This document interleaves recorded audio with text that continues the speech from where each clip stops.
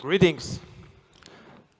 I have to warn you first, when you see the word quantum on the title of a presentation, you should be ready to hear some weird stuff. There's a saying that goes among the physics community that says, if you think you understand quantum physics, then you don't understand quantum physics. But it's also beautiful. It's kind of like magic, the way these things work. And the thing that best describes it is this quote from Arthur C. Clarke, which states that any sufficiently advanced technology is indistinguishable from magic. And to illustrate this point, I have prepared an actual magic trick for you. And for that, I have this exceptionally large deck of cards.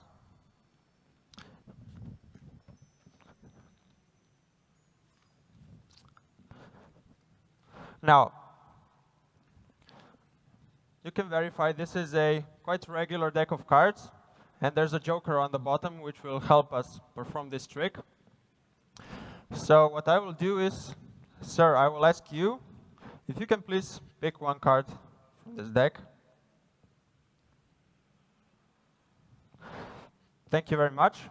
As I turn you around, please show it to the audience.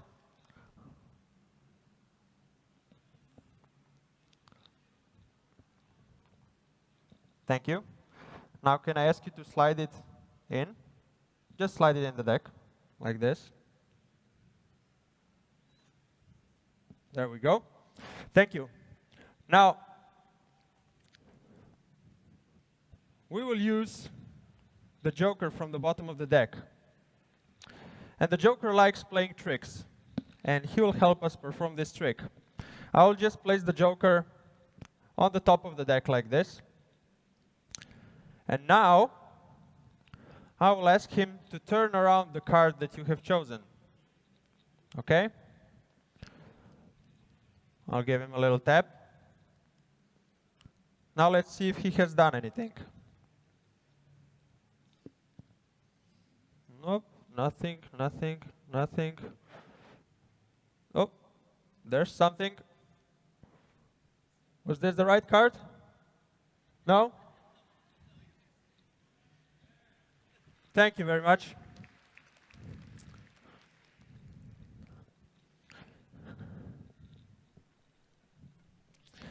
Now, why did I choose this magic trick? You know that I did a trick, right? You know that it's impossible to find the correct answer just by looking at the entire deck. And if we try to imagine the way computers work, a lot of computational problems are like this. A lot of computational problems involve going through many configurations, sending in multiple inputs until you find the right one, correct? So you would imagine that something like this, a computer that just looks at an entire possibility space and finds the right answer, it's kind of like magic. But that's exactly what happens in quantum computing. And this is what we're going to see today. 10 to the power of 30. This is quite a large number, would you agree? There's like 8 billion people in the world, which is 10 to the power of 10.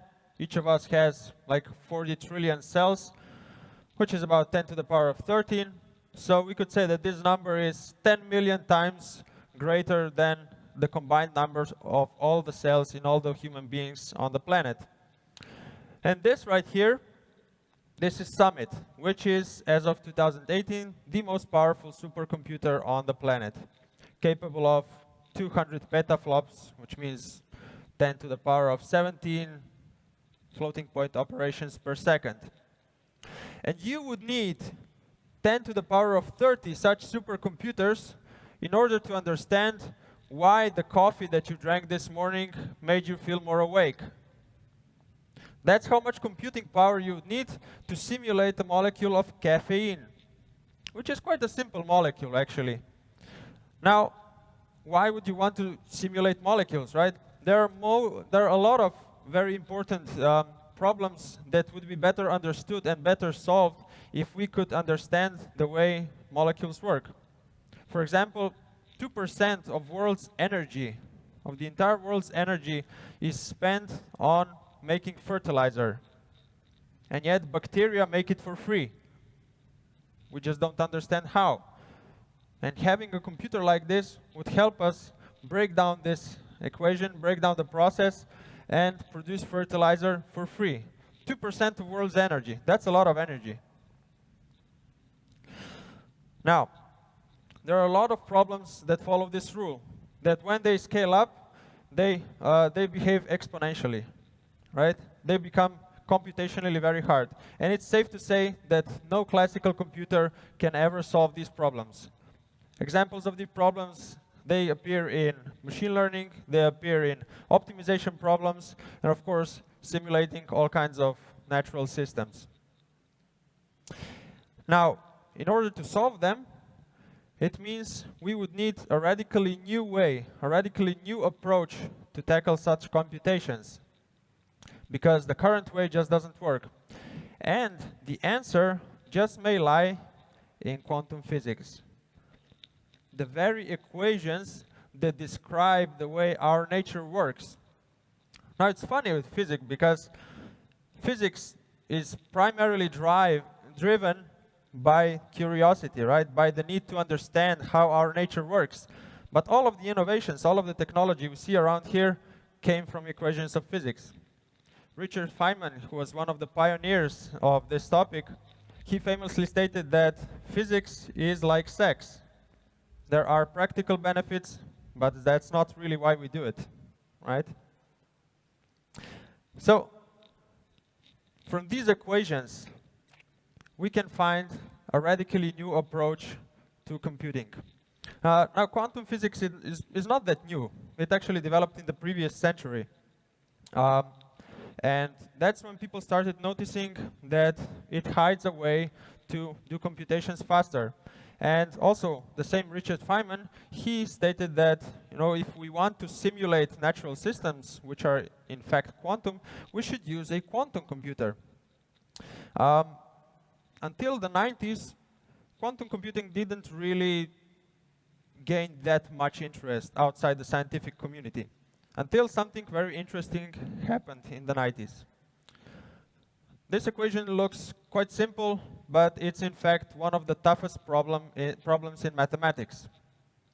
Does anybody know what I'm talking about? Yeah, a few people do. This is the problem of integer factoring, right? Of simply breaking down a number into its prime factors. And this is a very difficult problem. In fact, it's so difficult that we rely all our internet and cybersecurity on this equation. Integer factoring is the problem behind encryption algorithms, such as the RSA cipher. And in 1994, Peter Shor came up with an algorithm that runs on a theoretical quantum computer that can solve this kind of problem in polynomial time, which means almost exponentially faster than any other approach that we have today. And that's when the boom started around quantum computing. That's when quantum computing gained mass interest. Now, how do we actually use quantum mechanics for computation? How can you use these strange properties of microparticles to do computation? As I said, you should be prepared to hear some weird stuff. And I don't mean weird in like a kinky way. I mean weird in a way that it's just hard to imagine that this is actually the way things work. In quantum mechanics, we have effects such as superposition and entanglement. Now, what am I talking about? We are used to things being, for example, if I'm standing here, I cannot be simultaneously standing there. We're used to things being in a specific state, which is well observable, which is well defined. Well, in quantum mechanics, that's just not the case.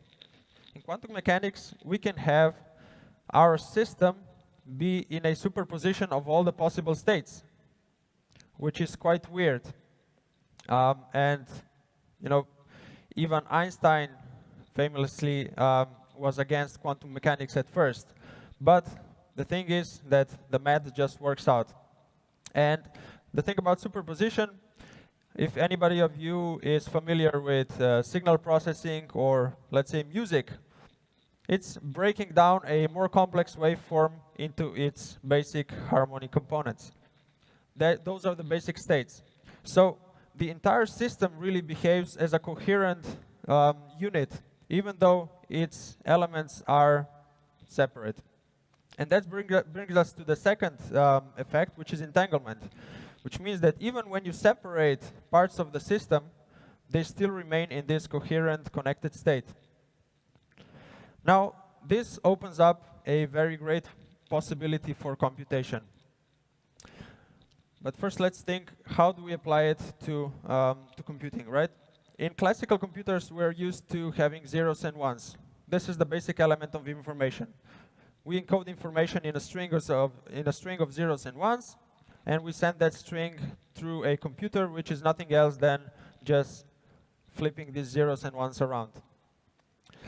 Following the principles of quantum mechanics, such as superposition and entanglement, we arrive to the concept of qubits, which are quantum bits. And in addition to being 0 and 1, these can now be in a combination of two. They can be in any combination of 0 and 1. Now let's see how this helps us achieve exponential speed up with regards to computation. So here we have one qubit with two basis states, right? And we can have a simple superposition of two basis states. What if we add another qubit? Now we have four basis states, right? If we add third qubit, we now all of a sudden have 8 basis states. And this continues exponentially. So with every added qubit, we get exponentially more states, which gives us exponentially more potential for computation. When we get to 50, we get about 1 quadrillion possible states. And this is where we are today. This is how many qubits an IBM Q prototype has today. And this is actually where things start getting very interesting. Because up until something like 50 qubits, we can simulate the same behavior of a quantum computer on a supercomputer. But upwards of this limit, this becomes soon impossible. Which in effect means that we are now starting to get into the realm of unknown. We're starting to get into the domain where quantum computers can actually show more power than supercomputers. Just to give you an image, if we design a computer with 275 qubits, we get roughly 6 times 10 to the 82 possible states, which is more than number of atoms in the observable universe. That's just how fast the amount of potential computing power scales up. And this brings us to the central idea, why the quantum computer is so much more powerful. You see, whereas in classical computers, the potential power scaled up or doubled when we doubled the amount of transistors, right? In a quantum computer, the potential power doubles when we add just one more qubit. It's easy to see from this that, classical computing power follows Moore's law, right? And Moore's law states that every so time, the computing power doubles. Even if this law could be valid forever, which is not, because already now we are hitting the limits, right? But even if it could never scale up exponentially to be able to solve exponential problems. But in quantum computers, that's exactly what we can do. Any of you familiar with complexity theory? With some computer scientists maybe here? Okay, a few hands up. So, when talking about computing complexity, about how expensive computationally, let's say, the computing problems are, there are several classes. And in the middle, there's a class of easy problems, problems where we know algorithms that can solve it pretty efficiently. Then around it, there's a class of hard problems. Problems where maybe we can verify the solution quickly, but there is no known algorithm that can actually solve it in a reasonable amount of time. And this is where some of the problems that quantum computing can solve lie, such as factoring, such as simulating quantum mechanics. And the thing right there, quantum advantage with shallow circuits, that was an article that IBM published last year, which mathematically proves that quantum computers, in fact, can be more efficient than classical computers. Now, how do we implement this? Okay, the reason things in quantum mechanics are so weird and we don't notice them in the macroscopic world, the reason is that we just don't have enough stability. We have to design very stable environments for such systems to exist. And that's why a quantum computer looks something like this. The actual chip lies at the very bottom there, and the whole stack right there is designed to cool the system down. The system needs to be at near absolute zero, needs to be shielded from electromagnetic radiation. There must be no light whatsoever in there. That's why it's enclosed in a shaft like this. So basically the idea is we need to have a stable system, have a stable transfer of signal into and out of the system in order to be able to run the computation. In 2016, a very big step happened. This is a web page where IBM actually gave free access to its quantum computers to everybody. Why? Because it's important for people to learn, right? People notice that if you do things inside the lab only, it doesn't go so fast. So we put out the access to quantum computer on the cloud for people to try it out. If you Google IBM Q, this is the page you're going to get. And this is where you can actually try out some simple quantum algorithms. And this was a really big step because it was also a proof that we can actually do this. Up there in the corner, you have, if you are interested in the parameters of the system, you have actually all the numbers that define the system. And by those numbers, we can also assess the performance of quantum computer. Now, we've been talking about hardware. We've been talking about the theory. But the very important thing lies also in the stack above the hardware. So the framework, the programmatic framework that we built on top of this quantum computer. And this is where Qiskit comes in. Qiskit is an open source project aimed at building this stack. So at the very bottom, where we interact with hardware, we had the Terra element. By the way, this is named after the elements, the Greek elements, which is, I think I really like. I like this poetic kind of approach to science.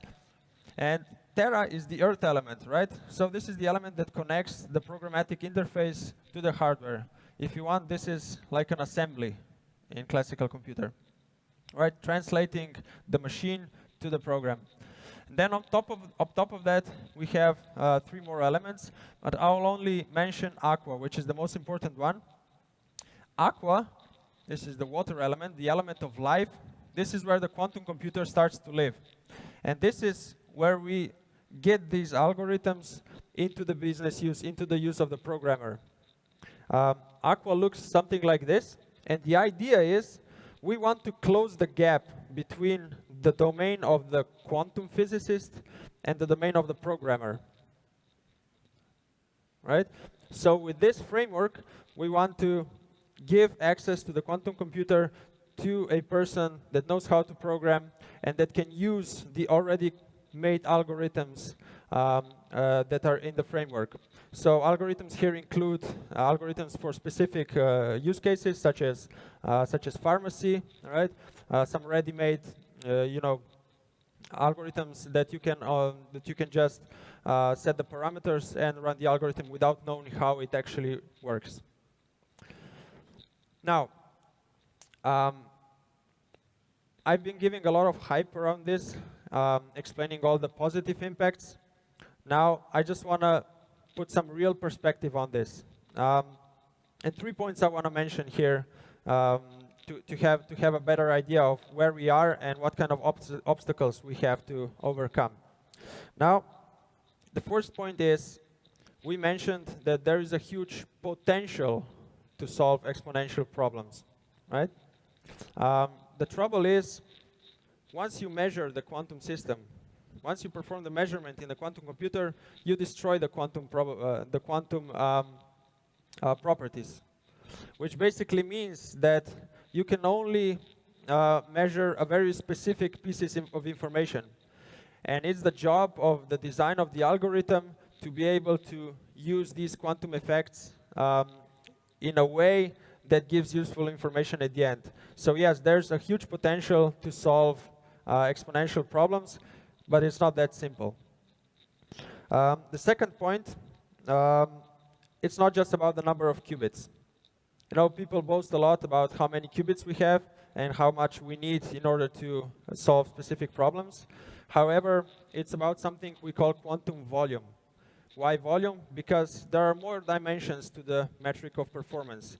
One is the number of qubits, but the other very important metric is also how do we reduce the error rate? How do we prolong the coherence time? Which means we need to have as stable a system as possible. And as you scale up the number of qubits, you also scale up the errors you get. So that's what you need to be careful about. And the third point is, there's a lot of things known from theory, but we just don't know if we can do them in practice, if we can actually implement them. For example, Shor's algorithm, in order to be able to, you know, break the cybersecurity algorithms, we just don't know if that's ever going to be possible. But it is possible in theory. So only time will tell. Can I have the slides back? It's not finished yet. Only time will tell if we can actually implement this or not. But as I mentioned, the potential is huge. Okay. In order to really scale up the ecosystem around this and advance faster, IBM has launched a thing called IBM Q Network. And there are basically 3 missions inside this program. One mission is to accelerate research. So that means partnering up with academic institutions, with researchers, in order to accelerate the research. The second mission is to educate people. So this was what we were doing with IBM Q Experience, with the cloud interface. We're trying to get as many people to, you know, expand their skill set into this, because the skill set necessary is very different than the skill set necessary for conventional programming. And the third mission of the network is to start thinking about commercial applications of quantum computing. So this is where partnerships with industry players come in, and the idea is we want to design algorithms, systems that solve actual business problems in the future, of course. So that's the basic idea. Now, to wrap up, I have written down a very short and nice poetic description of quantum computing by Seth Lloyd, which says that a classical computation is like a solo voice, one line of pure tones succeeding each other. A quantum computation is like a symphony, many lines of tones interfering with one another. And that's the basic idea behind quantum computing. Thank you very much.